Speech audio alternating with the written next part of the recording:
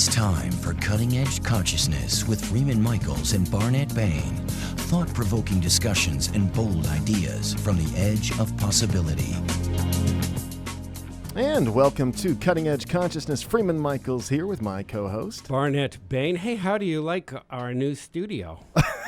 We don't want to talk about it. Where is everything? Where are we? Yeah, I can barely see Spence over this forest of gear here. Yeah, we've upgraded our equipment. Yeah, but, we know we have more things that we don't know what to do more with. things we don't know what That's to do good. with. I was just getting not to know what to do with the last bunch of things. That's hysterical. What do you do? What do you do? Well, maybe they'll paint it and move in some new furniture. We'll hold out hope. Yeah. So what's been going on for you? In your life, just something interesting. Tell me a You story. mean, what are we talking, like after fires and pestilence and biblical? These are days of biblical intensity. Yeah, that's how I'm experiencing Many it. things have been going on for me. Many things. I am beginning to experience a new relationship with time itself. There is only as much time as I create for myself, and I mean that literally. I know that can sound like, oh, you Barnet, maybe, call me after the show and I'll give you some tips on how to better schedule yourself. And I am not referring to that. Right. It's like, sometimes you hear about people talking about, is the glass half empty or half full? Do I create the glass out of my attitude to be half empty or half full? Right. In my worldview, I create the entire glass. Right. And likewise, I'm having that experience with time. It was for quite some time. I experienced it as though there was an acceleration and that it was speeding up. And what I've come to discover for myself is that my relationship to my own dreaming of it is what has caught up. And so there's a part of me that thinks, oh my goodness, another thing now to be responsible for, as well as the more of myself, and that part is in celebration for the ability to have more responsibility for life. So one of the things that's come up repeatedly is the reflection, what we're seeing reflected in various areas of our lives, specifically these kind of hot button areas. Hot buttonarians. Can't talk. It's the new studio. Blame it on that. Yeah. One of them, we said that money in the past we said is a repository for all these neuroses, and that's Yes. where it gets reflected. And oh my gosh. And time. Well, this is the other one, time, because clearly how you're relating to time shifts or adjusts what time means. And if you want that to be a place where you can put all your franticness or all your fears or all your whatever you want to stick there, Your helplessness, congratulations, your you can. hopelessness, your not enough, overwhelm, all of these sorts of frequencies, all of these sorts of energetics get shoehorned down into a story, and that story is held in a invention, right? And that is either called time or money. Yeah, We do it many ways. It shows up again and again and again because it's patterned. It's patterns of thinking, patterns of behavior, patterns of emotional patterns, and patterns of perception. We're seeing these things play out and going, oh, that's the way it is, until this point of responsibility where we can reimagine money. Yeah. We can reimagine time in a new way. And then I think you should bring our guest on. I should. So I'm just experiencing how close this new studio is. Are you yelling at me? Let's bring We'll get over it, folks, I promise. Oh, where where are the cameras in here? There we go. How's that for a book, folks? Those of you who are listening or in your cars do not know that I'm holding up a book by our friend Dr. Joe Dispenza. And you do not, if you don't know Dr. Joe Dispenza, he is the author of many, many wonderful books, including this one, Evolve Your Brain. This is Breaking the Habit of Being Yourself. The last book was Evolve Your Brain. Oh, that's right. You're exactly right. Read the title. one that I keep reading is the one by my bedside is Evolve Your Brain. There's so much to say about Joe Dispenza that I'm not going to say any of it. Welcome to the show, Joe. I want to have what you guys are having, whatever that is. Yeah, lots of coffee. You've got it. A brand new environment. I happen to know you've got it. So we are glad to have you back with us on Cutting Edge Consciousness. You are, of course, an old friend of this program. Well, I'm happy to be with you guys. Yeah. So, Joe, this time issue. This time This habit. time habit, yes, this time loop, as much as anything else, a neuronal loop, I think. I'd love to have you weigh in on this.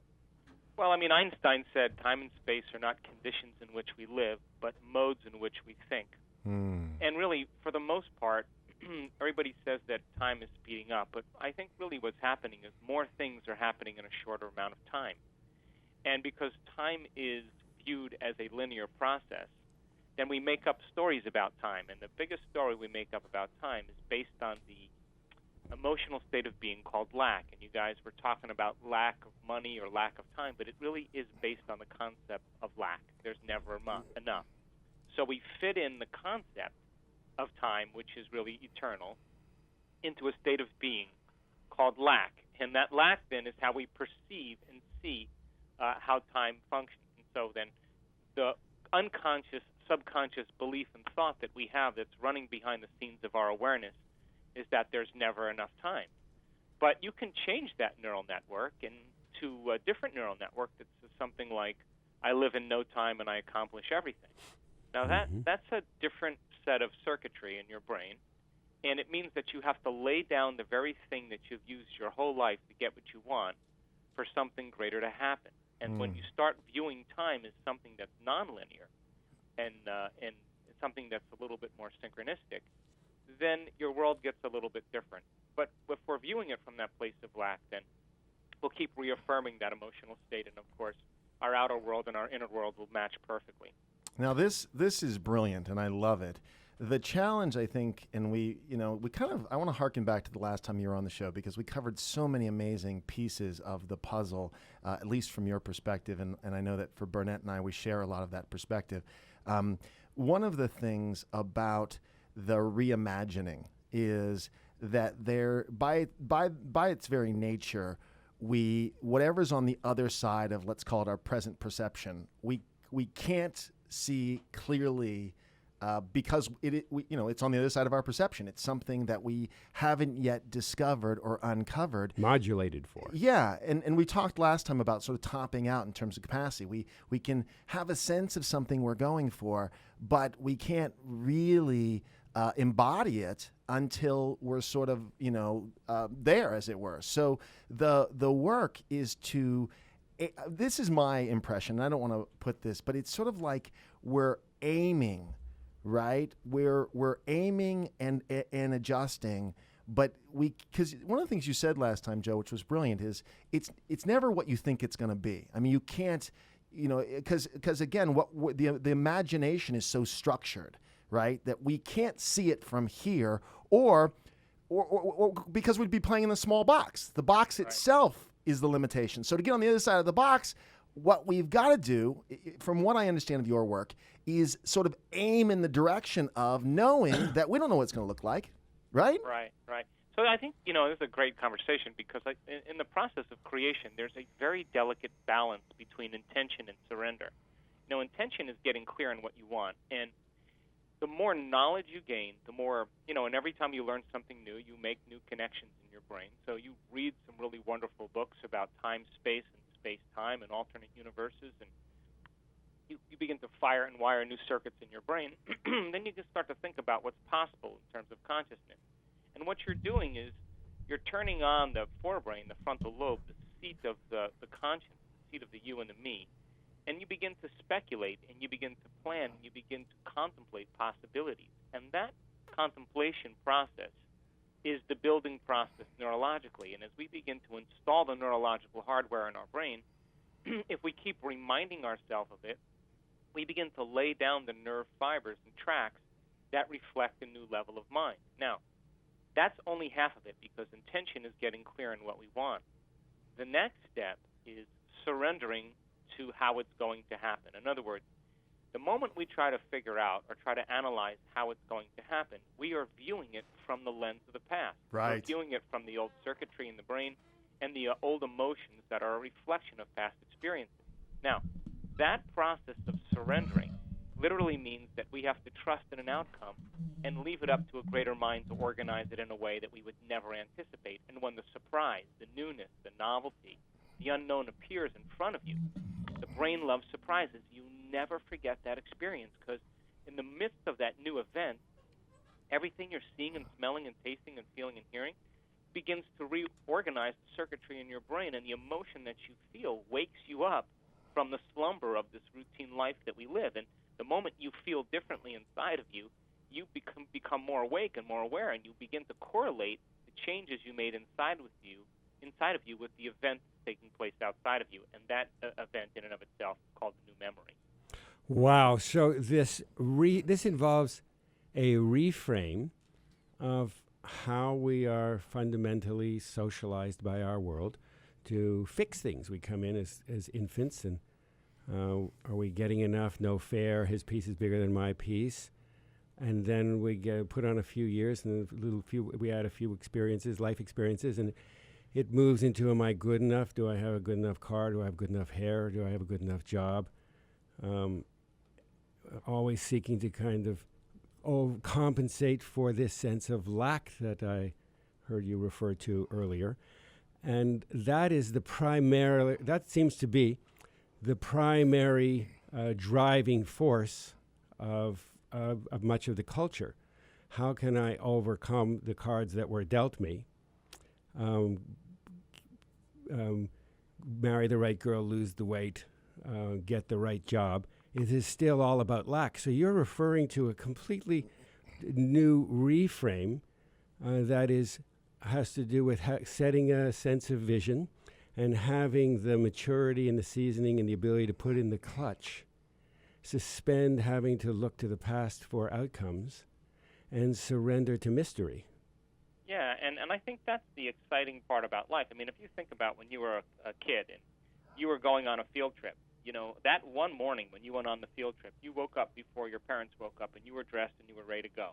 Now, what was different about that day? You expected something unknown to happen. Yeah. And the anticipation, the excitement of the unknown got you out of bed early, and you were excited about the day because you were breaking out of routine. Well, if you're creating a future and you're expecting it to show up in a new and unusual way that you haven't thought about, then you would be like that kid in the morning waking up with the excitement of something unusual happening. Expect the unknown. Joe, you're like a bumper sticker factory. I'm thinking. I am too. I'm taking notes. I don't know if I should take that as a compliment. Yeah, no, it's good. It's good. You should be in the unknown around it. Yeah, exactly. We don't know, Joe. We don't know anything. No, what I'm going to call this, because I'm firing as well, is a mature innocence. Right? That's beautiful. It's not an innocence. I mean, while we love that moment in the developmental stage of excitement and newness and everything's new. I mean, I think of this really in terms of infants, where they marvel at their own belly button. They marvel at all these things. We still marvel at various body parts. What can I tell you? We're guys. But this is different. This is and what you said earlier, I want to kind of track back to that too, where I'm going to, again, language this a bit. It's like we're aiming and accepting as we're going along. So, again, it can't fit within the construct of what we know because it's yet unknown, right? It's a kind Exactly. It's a kind of revealing itself. But that doesn't mean we're not aiming. I mean, and especially as it relates to, like, the quality of experience or the sensory, or what is that piece? That sense that we're going after something yet unknown, but we have a scent of it, maybe? Well, yeah, I mean, look, there are so many things that the brain can formulate as possibilities. That's why we're so unique as creators. So you may have a vision of your wealth or your new relationship or a new opportunity, and the brain's going to create a symbol or an image of what that is.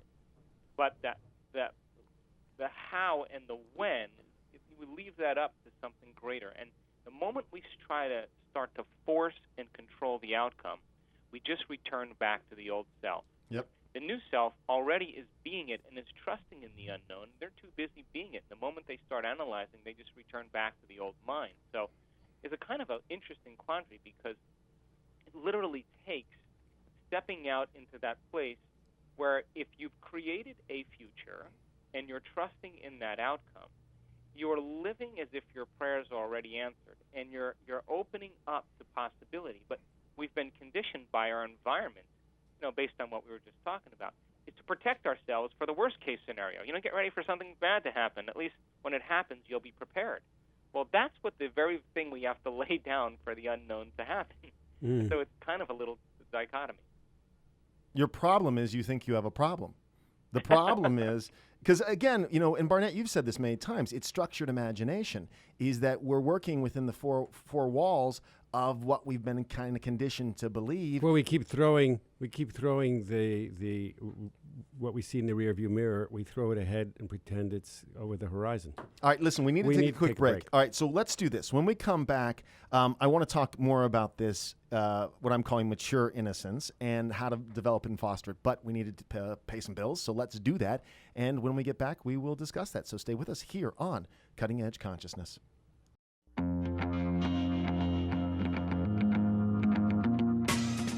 Welcome back to Cutting Edge Consciousness, thought-provoking discussions and bold ideas from the edge of possibility. Thank you for sticking with us. It's Barnet here with Freeman and our guest, Dr. Joe Dispenza. Before the break, Freeman, you said something, you were calling it mature innocence, that had to do with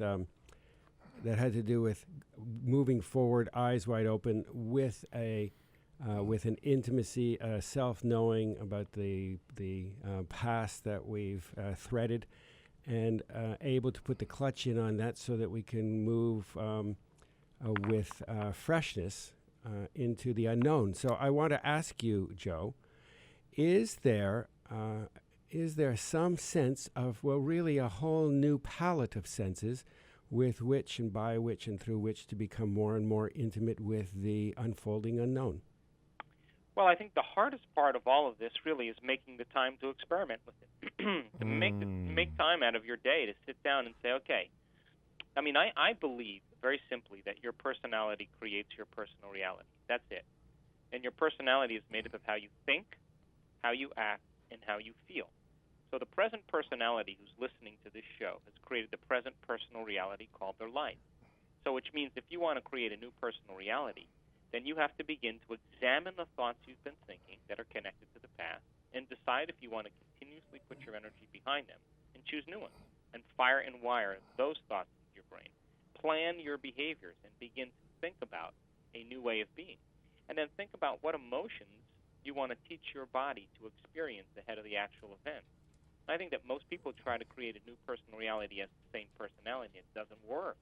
We literally have to become somebody else. So as we remind ourselves of who we no longer want to be, and then we remind ourselves of who we do want to be, and we step out into the unknown, it means then we have to be greater than our identity that's connected to the environment, to the external world.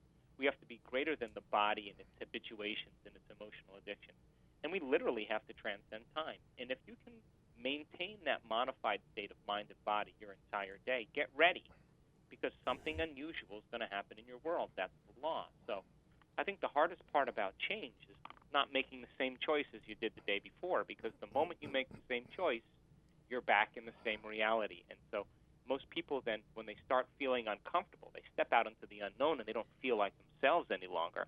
It's a critical moment, because if they can't predict their pain, if they can't predict their suffering, they don't feel like themselves. So they make the same choices that lead to the same behaviors, that create the same experiences, that produce the same emotions, and they say, wow, this feels right. Well, no, it feels familiar. Stepping out into the unknown then means you're not going to feel like yourself any longer. And when you step out into that unknown, you are now crossing the river of change. And that is the neurological, biological, genetic, chemical death of the old self.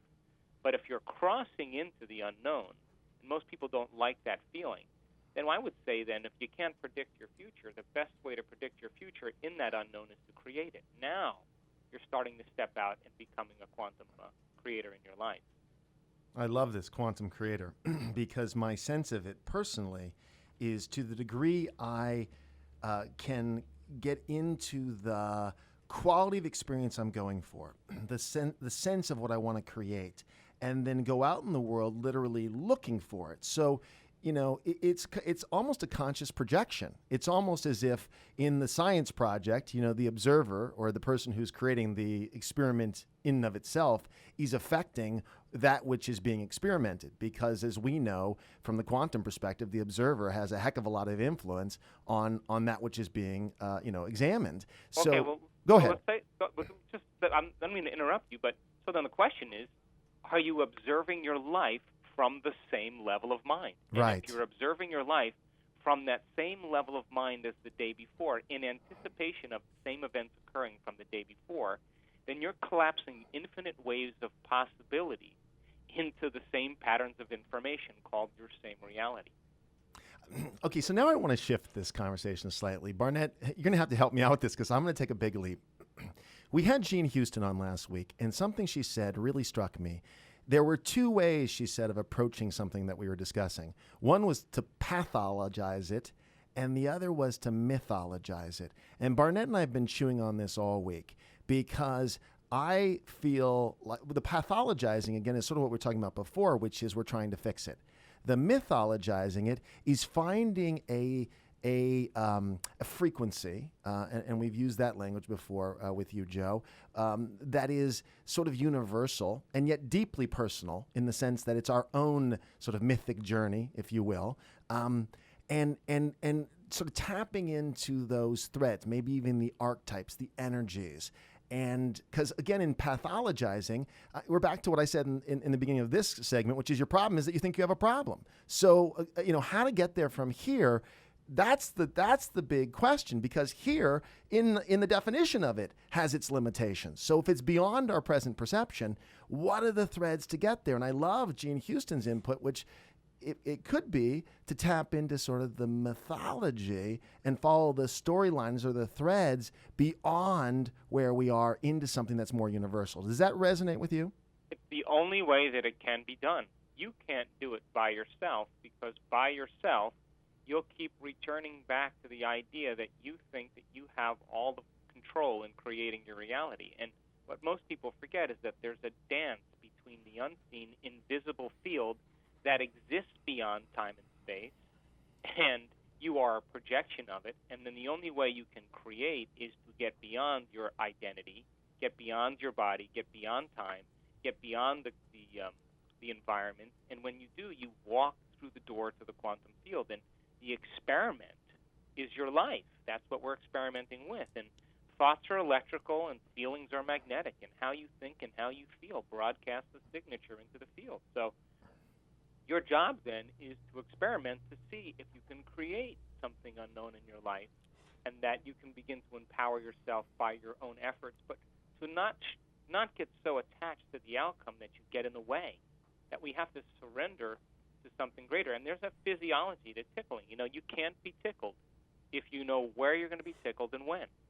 And the universe is the same way. It wants to tickle us, but leave the details up to some greater mind, so that in the anticipation, the excitement of the unknown, you get tickled and you say, wow, I love that. I want more of it. And now it's no longer a difficult process. You're inspired to do it because now you have a two-way communication with that invisible field. So it sounds like this wonderful paradox that developmentally you come to the realization that you are creating it all, and just when you get that, the next piece, the penny drops, and you realize you're not. The paradox resolves. Right. Well, I think it's kind of an interesting thing, and I always try to correlate my experience with science. And I've had some pretty mystical and amazing things happen to me, and I always think, what was the state I was in when they happened? And the only thing that I could come up with is I was absolutely silly. I was goofy, I was lighthearted, I was celebrating life, I wasn't thinking, I wasn't analyzing, I was just excited to be alive. That was the only state. I was completely present in the moment when the miraculous found me. And I think that that's a skill that we can develop, and it just takes turning the battleship around, which isn't something that you do in one swift turn. It's a process of wrestling against old beliefs and old paradigms with new ones, and then being willing to step outside and try it out, and making an effort to do it. And we're always, we're always really, really mystified by our own greatness when it occurs, but we realize it wasn't us that did it. It was some greater consciousness that really organized it in a way that was wonderful. I love that. I love that. So the state of mind was one of openness, and I love the language silly, because there was this element of play. We should be in good shape. we should be in good shape. To have the miraculous find me. The phrase that's hitting my brain is loosening our grip on reality. It's loosening that way that we hold it, again, from this perspective that we feel like we need to control. It might be loosening our grip on control. Yeah. Well, when do we control? We only control when we're living by the hormones of stress. I mean, that's what we do. And we're stressed, and we're pretty much vigilant or fearful or angry or aggressive or suffering or pain. All of those emotions are driven by the hormones of stress. And when we're living by those hormonal states, we're living in survival. And survival means you got to control, you got to take care of, you got to try to anticipate. And if you're anticipating the future based on the past, you've just eliminated possibility. So I'm going to track back again to sort of where I was aiming us, is that there's these archetypes, there's these energies that are existent in the field, if you will, and they've played out through time and space in stories, in myth, in all these various ways. And last time you were on the show, Barnett and I were talking because he has a new film that he's been working on, and how the actors take on these characters and the process. And we've said many times on the show, I was a former actor, and I would say that I would discover and be discovered by the character. There was something in the experience where I felt like I was tapping into something. It wasn't something I could know or control. It's like I had enough permission to be met, if you will, by these frequencies. And they are archetypal, right? Absolutely. You're moving into a state of being, and your state of being is really when you start tapping into information. If you change your state of being, then you're tapping into a field of information, because you're moving in and out of the quantum field 7.8 times per second. And if you're going out as the same person that comes in, there's no new information. You change your state of being, and you're going to capture a stream of consciousness through your brain, and you're going to get spontaneous and all of a sudden embody that being. Then we have this kind of play between the exploration and the discovery, the experience of these new frequencies, and the kind of default patterning. So there is some sort of balancing act that goes on, that we are also seeking to resolve by directing attention towards making myself available to where the miraculous can find me. I think the emphasis on simple language, like just change it up. What that means in some very real way is invite in possibility. So I know I did it this way yesterday. Let's just reshuffle the deck. Let's just throw, as you like to say, a hand grenade in the middle of this and see what the fragments reveal, Right, where that all of a sudden reality gets very unpredictable in that moment, and now you're in Heisenberg's uncertainty principle. You're in the place where all possibilities exist, and that we just have to learn how to be comfortable in that place. Because the moment we can't anticipate or predict how it's going to happen, that's when the control happens, and that's just a program neurologically. But the people in my life that I love to hang out with, that are great minds, we discuss this all the time, and it's kind of like there's a beauty and an elegance to this process where it means that you have to stay present, and you have to allow, and you have to trust, and you have to stay open to what's going to occur, and you wind up in a very different place than if you return back to the same behavior. And so there's activities and there's people that, and I'm just repeating what you're saying, but I'm sort of interpreting it in a broad sense, that are going to activate, right? So for me, collaborating is a frequency that's going to raise all boats. The spirit of it, right? The spirit of collaborating, because every great artistic project I've ever worked on, we don't know what magic is going to happen in the middle, right? We don't know what we're going to do, but we all show up with this spirit of collaboration. And unbeknownst to us, at some point there's this click, if you will, where the magic happens. Exactly. And I say that that's a skill that we can develop. And the hardest part of all of this is just making the time to begin to look. If 95% of who we are is an unconscious set of behaviors, beliefs, emotions, emotional reactions, then in order for us to change, we got to first get conscious of what keeps us returning back to the old self, so that it would never slip by unnoticed by us. Now, that process then is the silencing of the neurological circuitry and the genetic program that allows something else to be born, and the repetition and the activation of it and the skill of it all of a sudden leads you to really a new sense of self. And when you get to that new sense of self, you're not trying to really make it happen any longer, because you've experienced it enough times in your mind already. Now you already know it's going to happen. You just don't know when or how. So there is this slowing down that creates the womb for this, in which this all can unfold. Even as you're speaking, even over the radio, it's very clear. You communicate a sense of embodiedness. It's not conceptual. It is, you feel very, very much in your body. So what is the relationship to being present in your body as it, as a component of not only being present, but as a component of being in this kind of flow that you're talking about? Is it causal, or is it an effect, or simultaneous? Is it both? Both and? Well, can I just answer it by just developing one simple concept? Mm-hmm. So think about it. I mean, if we wake up every morning and we get out of bed on the same side of bed, we brush our teeth with the same hand, we wash ourselves in the shower and use the same shampoo and shave in the same way and dress the way everybody expects us to look, go to the coffee shop, have our same type of coffee, drive to work the same way. It sounds like my day. Yeah. Well, the question is, we could say that you're thinking the same thoughts, performing the same actions, living by the same emotions, but secretly expecting something to change in your life, because you're a product of the environment controlling how you think and feel. So if you're doing that every single day, you'll condition your body to be in the automatic program of living in that predictable future based on the past. Mm-hmm. And you've eliminated many lines of time that are possible realities that you can experience. So to be in the present moment literally requires you becoming conscious of your body wanting to jump into the future. It becomes conscious of the emotions that are coming up that are based on the past. And when you find the sweet spot of the present moment, and that is one of the functions of meditation, is to train the brain and body to relax into the present moment. And it's just like hitting a tennis ball in the sweet spot.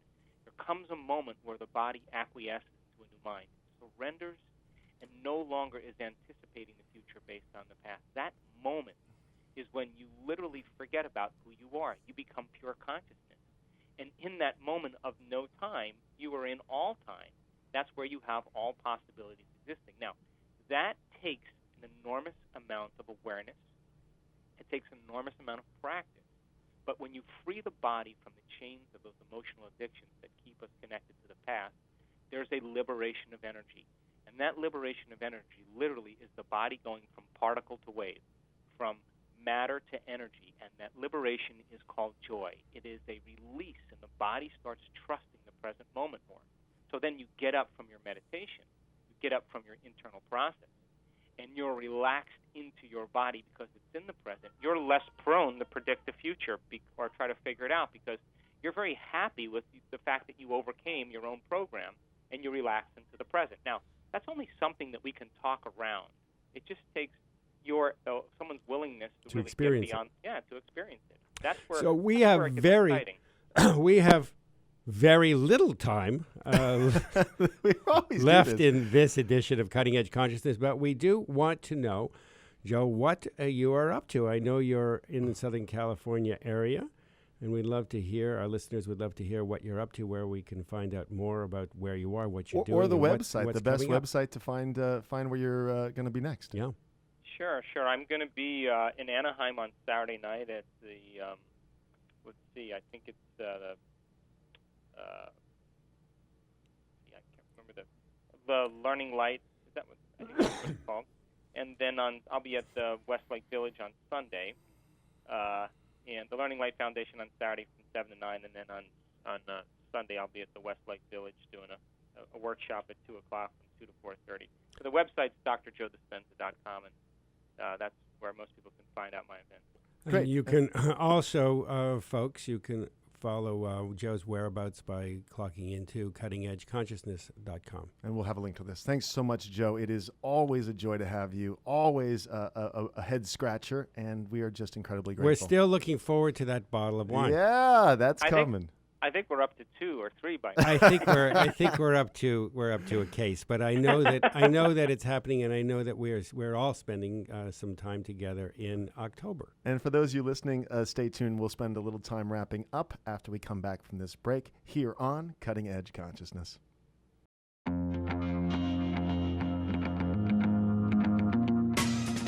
Welcome back to Cutting Edge Consciousness, thought-provoking discussions and bold ideas from the edge of possibility.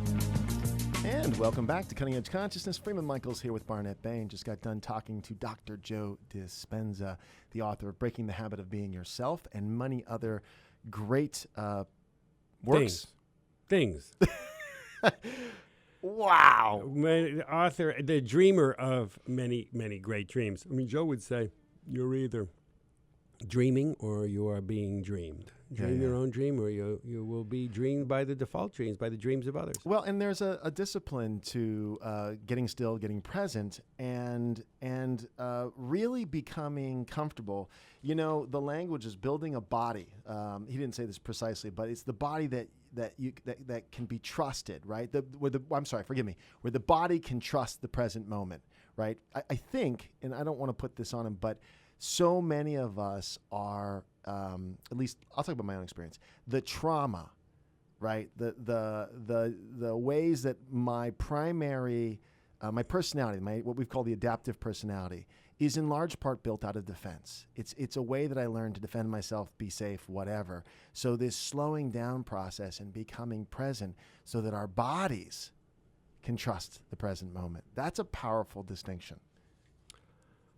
Well, I had an experience very, very recently, a deep, deep understanding of how out of my body I am. I've talked about this time and again over the last couple of years, and it keeps looping around, and I have more deep and profound experiences of this. The degree to which I use thinking to create safety for myself, because as an infant, I was in very unsafe circumstances. Right. Very unsafe circumstances, and so I retreat into this place. It's not really the kind of observer that we talk about when we're thinking, when we talk in this show of your higher self or your greater, but it is this detached place where I'm looking at myself through my thoughts, thinking, and have really no connection to what's going on in my body. Sometimes the breathing slows down, or it stops altogether, or becomes very, very shallow. And it has become my default MO. And now that I see it, I begin to see that as a very widespread phenomenon, to one degree or another. But what happened only a couple days ago is I was asking myself, the part of me where I go when I go into that mental place, if I could have a conversation with, I was doing some journaling, and if I could have a little conversation and hear from that part of me, what was the gift there? And I realized that that's the part of me that kept me safe. And I choked up. I got very, very emotional about it, because I understood that I don't really want to give him up, because he really was the only safety that I had. That was the part of me that loved me and took care of me, and without whom I would have perished. There would have been problems too great for me to handle, too much pain for me to deal with, too many things going on in my very, very young life for me to process. So that separation kept me sane. And now the loyalty that I have to that part is habituated in Joe's language. Yeah. I'm discovering that I don't have to leave him behind, but to bring him with me into the body, into breathing, into being more fully alive. I am open to the kinds of miraculous possibility that Joe is referring to. But so much of what has been miraculous and off the grid of what has been possible for me was off the grid because I have not been in my body. I have been in the world of that small part of myself that thinking, trying to outthink life in order to play it safe, in order to, what was the word he used? In order to avoid lack of some kind. Yeah. The conditioned survival stress, kind of program, if you will, just that there's a program running, right? So it's habituated. And so the interrupting of it and coming to a practice that can slow down enough so the body can begin to trust the present moment. Well, we talk about it as programs, excuse me, and that's certainly true. There are programs of belief and loops of thought and loops of behavior and choice and loops of decision, loops of emotions and feelings that are conditioned in habits. There is also chemistry. Right. And Joe alluded to that. There is a chemistry that happens throughout the system, the glandular system, the nervous system, the myelinations of the brain, where the way our neuronal loops are structured. They begin to conform. They are rivers of energy, and they begin to conform so that these beliefs and loops and thoughts and feelings, they suddenly became, the reason they become habitual is because our chemistry creates a virtuous loop out of them and constantly reinforces. Absolutely. So there is, as he alluded to, a point at which we put the clutch in and we are willing to go boldly into the future. And at that point, we cannot do it alone. We can go so far alone, and we have to go so far alone and do it for ourselves, and then surrender and have it lifted. And it is lifted. I mean, it has always been said, ask and it should be given. But it's not going to be given before we bring ourselves to the point of surrender. And that is the surrender of the past. We give up the past. And the invitation of something new. This is a little weird, isn't it? This setup where we're looking at each other cross-eyed because we don't have a straight eye line in the way the studio's set up. If we get some NLP guys on with us, we'll see what that's doing. I'll stay with the thought though. The invitation of something new, which we talked about in this conversation, or the conversation we just had with Joe. And just an awareness of the kind of environments, the kinds of conscious setups, if you will, that are going to spark that. Joe was saying about who he chooses to hang out with and the kind of conversation that can be had. Well, you become who you're with and vice versa. We all raise each other. Yeah. So, and I made the point, and I'll push it a little more, about how the spirit of collaboration invites in, an energy. Especially when there's a positive intention. There's a really sharing and Well, what does caring collaboration mean in this context?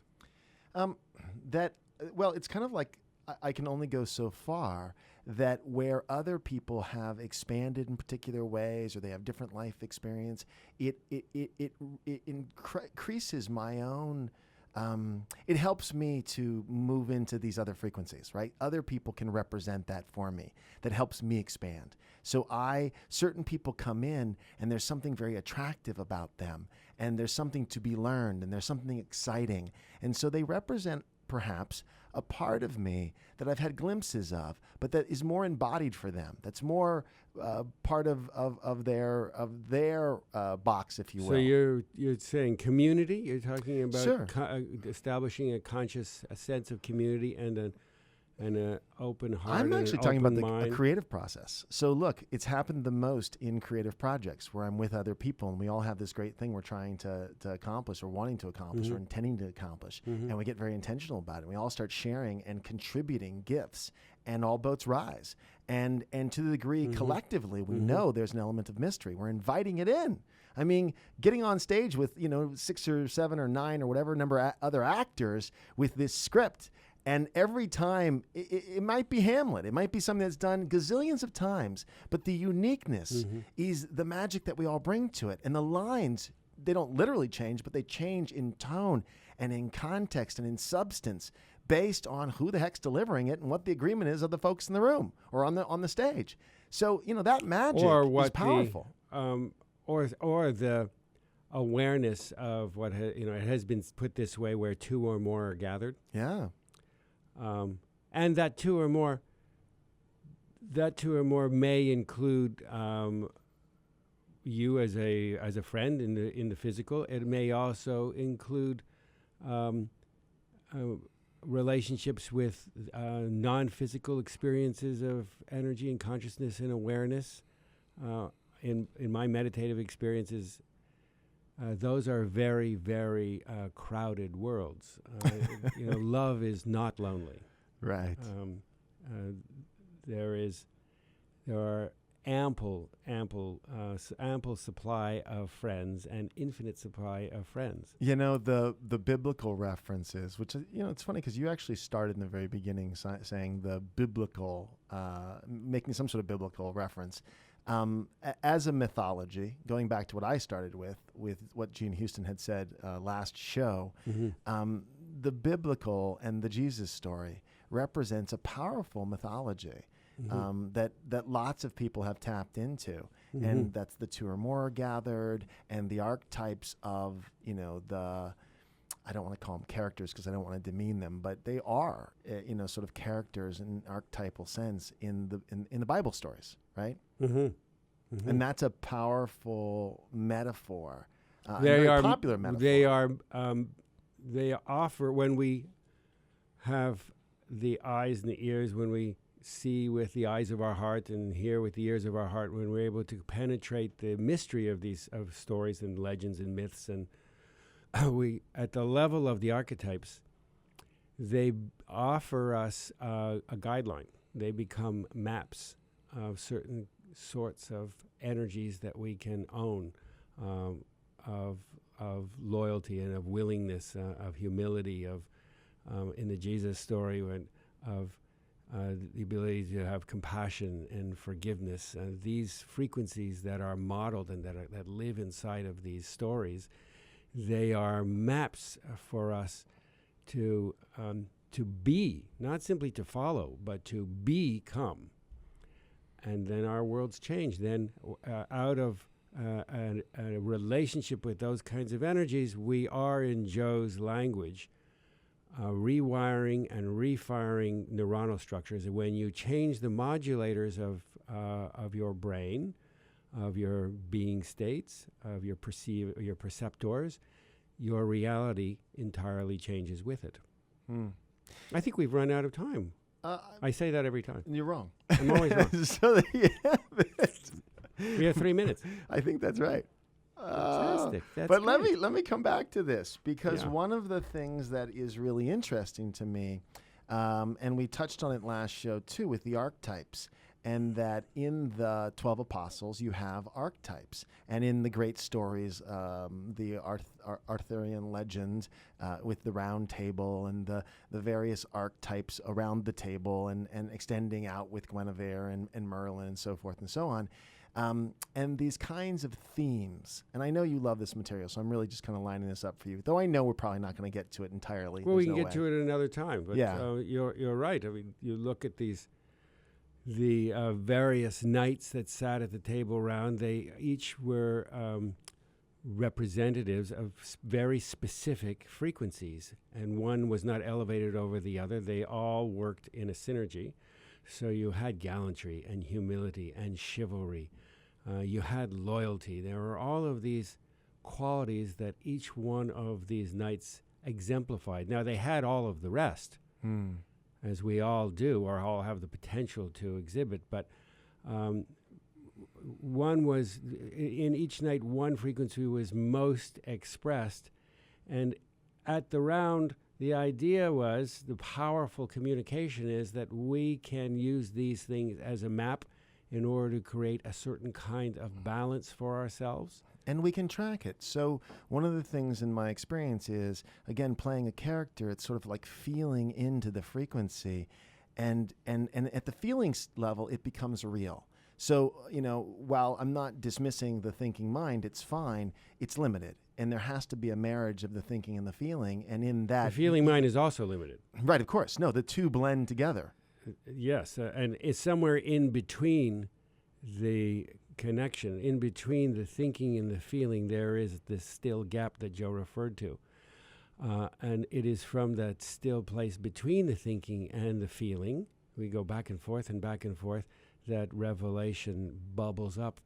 And intelligence is the degree to which we are in tune with and changed by that which bubbles up from that still place between thinking and feeling. Lots of people are very thoughtful, and lots of people are very emotional. But are they changed by what emerges from between it? And do they honor that place by allowing themselves to change? Does their life look different as a result? That's intelligence. That's beautiful. You call that the God stuff sometimes. I've heard you talk to the God That's stuff. the God stuff. It's this beautiful blend of thinking and feeling in a very organic way that, and with a huge dose of mystery, because it's not about control. It's about living into a life that's unfolding in front of us, a kind of becoming. We've referred to this in the show as sort of the third story. But we'll get back to that, because that'll have to happen on a different show. I think we're done. I really think I get to say we're done, and we are done. So thanks for tuning in, and we look forward to having you again next week here on Cutting Edge Consciousness.